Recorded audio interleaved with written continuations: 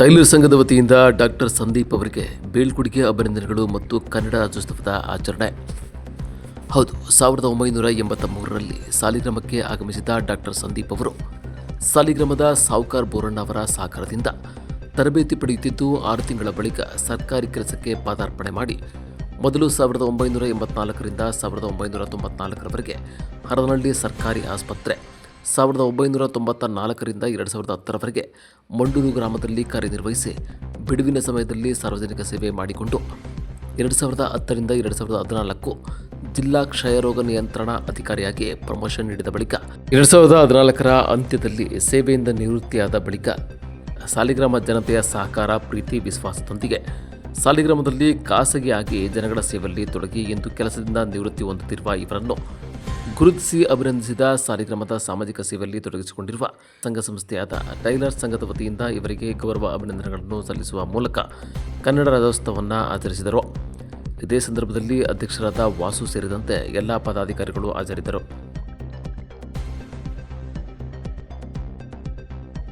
ನಾನು ತುಂಬ ಆಭಾರಿಯಾಗಿದ್ದೇನೆ. ನಾನು ಇಲ್ಲಿಗೆ 1983ನೇ ಇಸ್ವಿನಲ್ಲಿ ಮಾರ್ಚ್ ತಿಂಗಳಿನಲ್ಲಿ ಇಲ್ಲಿ ಬಂದಿದ್ದು, ಪಾದಾರ್ಪಣೆ ಮಾಡಿದೆ.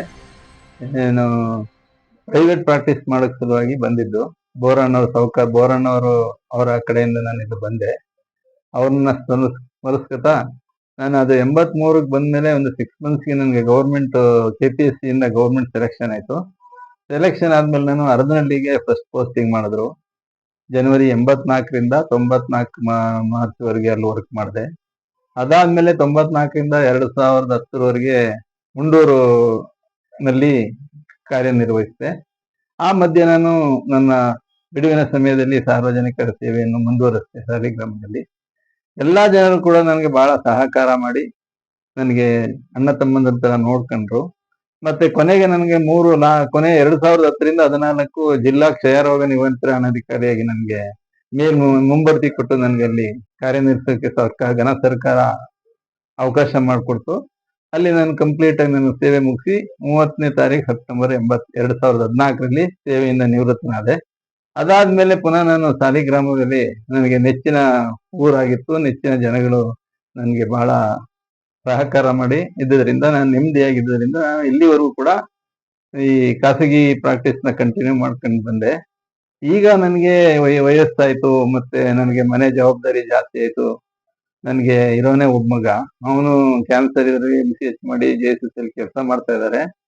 ಅವರು ಮಿಸ್ಸಸ್ ನಮ್ಮ ಸೊಸೆನೂ ಕೂಡ ಅಲ್ಲೇ ವರ್ಕ್ ಮಾಡ್ತಾವ್ರೆ. ಅವರು ಇತ್ತೀಚೆಗೆ ನನಗೆ ಪ್ರೆಷರ್ ಹಾಕಿ, ಬೇಡಿ ಸಾಕು ನೀವು ಹೋಗೋದು, ನೀವು ಇಲ್ಲೇ ಇರಿ ಅಂತೇಳಿ. ನಮ್ಮ ಪತ್ನಿನೂ ಕೂಡ ಡಾಕ್ಟರ್ ಆಗಿದ್ದು ಸಾಲಿಗ್ರಾಮದಲ್ಲಿ 89ರಿಂದ 94ವರೆಗೂ ಸೇವೆ ಮಾಡಿದ್ರು.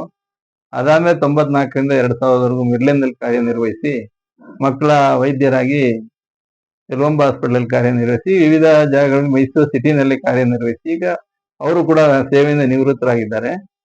ಅವರು ಈಗ ಮನೆಯಲ್ಲಿದ್ದಾರೆ, ಯಾವ ಪ್ರಾಕ್ಟೀಸ್ ಕೂಡ ಮಾಡ್ತಾ ಇಲ್ಲ. ನಾನು ಸರ್ಕಾರದಲ್ಲಿ ನನಗೆ ಇನ್ನೂ ಒಳ್ಳೆ ಉನ್ನತ ಹುದ್ದೆನ ಕೊಡ್ತೀನಿ, ನೀವು ಬನ್ನಿ ಅಂತ ನನಗೆ ಇದು ಮಾಡಿದ್ರು ಕೂಡ ನನಗೆ ಸಾಲಿಗ್ರಾಮ ಬಿಟ್ಟು ಹೋಗಕ್ಕೆ ಇಷ್ಟ ಆಗ್ಲಿಲ್ಲ. ಹಂಗಾಗಿ ನಾನು ಸಾಲಿಗ್ರಾಮದಲ್ಲೇ ನಾನು ಕಾರ್ಯನಿರ್ವಹಿಸಿ ಜನಗಳು ನನಗೆ ಬಹಳ ಸಹಕಾರ ಕೊಟ್ಟವ್ರೆ. ಅದನ್ನ ನಾನು 7 ಜನ್ಮ ಆದ್ರೂ ಕೂಡ ನಾನು ಮರೆಯಕ್ಕಾಗೋದಿಲ್ಲ. ಇವತ್ತು ಕೂಡ ನಾನು ತುಂಬ ಹೃದಯದಿಂದ ಹೋಗ್ತಾ ಇರೋದು.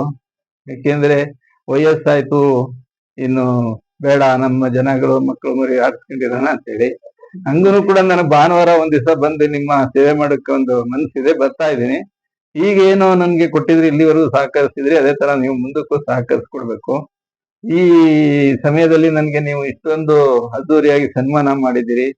ನಾನು ಈ ನಿಮ್ ಸಂಘದಲ್ಲಿ ಬಹಳ ವರ್ಷದಿಂದನೂ ಕೂಡ ನಾನು ಚೆನ್ನಾಗಿದ್ದೆ. ಗೋಪಾಲ ಇರ್ಬೋದು, ನಮ್ಮ ವಾಸು ಇರ್ಬೋದು, ಇನ್ನು ಕೆಲವ್ರು ಎಲ್ಲ ಮುಖ ಪರಿಚಯ ಇದೆ, ಇದು ಗೊತ್ತಿಲ್ಲ ನನಗೆ.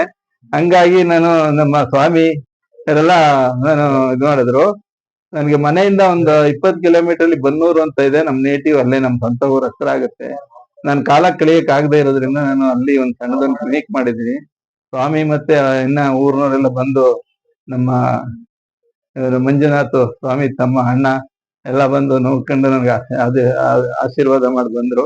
ನನಗೆ ಒಟ್ಟಾರೆ ನಾನು ಊರಿನಲ್ಲಿ ಬಂದು ನನ್ನ ಜೀವನನೇ ಪಾವನ ಆಯ್ತು. ನಾನು ಈ ಊರಲ್ಲೇ ಅಳಿಯಾಗಬೇಕಾಗುವ ಒಂದು ಸಮಯನೂ ಬಂದಿತ್ತು. ಬಟ್ ನಾನು ಆದ್ರೆ ನನ್ಗೆ ಏನೋ ಋಣ ಇಲ್ಲದೆ ಇದ್ದರಿಂದ ನಾನು ಆಗ್ಲಿಲ್ಲ. ನನಗೆ ಒಟ್ಟಾರೆ ನಾನು ಚೆನ್ನಾಗಿ ನೆಮ್ಮದಿಯಾಗಿದ್ದೀನಿ. ಇದಕ್ಕೆಲ್ಲ ಕಾರಣ ನಿಮ್ಮೂರು ಜನದ ಆಶೀರ್ವಾದ. ಈ ನಮ್ಗೆ ಸಾಲಿಗ್ರಾಮ ಟೈಲರ್ ಸಂಘ ನಾವು ಬಹಳ ಫೇಮಸ್ ಇದೆ. ನಾನು ಇವು ಸಂಘ ಬಂದಾಗಿಂದ ನನಗೆ ಮೊದಲೇ ಒಂದು ನಮ್ಗೆ ಕ್ಯಾಲೆಂಡರ್ ಬರ್ತಾ ಇದೆ. ನಾನು 2-3 ಕ್ಯಾಲೆಂಡರ್ ಇಸ್ಕೊಂಡು ನಮ್ಮ ಮನೆಯಲ್ಲಿ ಒಂದು ಇಟ್ಕೊಂಡಿದ್ದೀನಿ, ನನ್ನ ಕ್ಲಿನಿಕ್ ಅಲ್ಲೂ ಇಟ್ಕೊಂಡಿದ್ದೀನಿ, ನನ್ನ ಆಸ್ಪತ್ರೆಲ್ಲೂ ಕೂಡ ನಾನು ಇಟ್ಕೊತಾ ಇದ್ದೆ. ನನಗೆ ಈಗ ಪಾಪ ನೆನ್ಕೋಬೇಕಂದ್ರೆ ಗೋಪಾಲ ಮತ್ತೆ ಅವನ ತಮ್ಮ ರಾಜ, ಅಲ್ಲಿ ಕಾರ್ಯನಿರ್ವಹಿಸಿದ್ದಂತ ನಮ್ಮ ಮಂಜುನಾಥ್, ಮತ್ತೆ ಇನ್ನೊಂದ್ 2-3 ಜನ ಈಗ ಅವರೆಲ್ಲ ಬೆಂಗಳೂರಿಗೆ ಹೋಗಿದ್ದಾರೆ. ನನಗೆ ಬಹಳ ಏನ್ ಕೆಲಸ ಇದ್ರು ಕೂಡ ಯಾವುದೇ ಬಟ್ಟೆ ಇದ್ ಮಾಡೋದ್ರಲ್ಲಿ ಕೂಡ ನನ್ ಬಹಳ ಇದಾಗಿ ಮಾಡಿದ್ದಾರೆ. ನನ್ನ ಕೈಲಿ ಎಷ್ಟೋ ಸಾರಿ ತಪ್ಪು ಒಪ್ಪು ಆಗಿರ್ಬೋದು, ಅದೆಲ್ಲ ಮನಸ್ಸಲ್ಲಿ ಇಟ್ಕೋಬೇಡಿ. ನಾನು ಯಾವಾಗಾರು ಒಂದೊಂದ್ ಸಾರಿ ಏನಾದ್ರು ಅಂದಿರ್ತೀನಿ, ಅದಕ್ಕೆ ನೀವೇನು ಬೇಜಾರ್ ಮಾಡ್ಕೋಬೇಡಿ ಅಂತೇಳಿ ಈ ಮೂಲಕ ನಾನು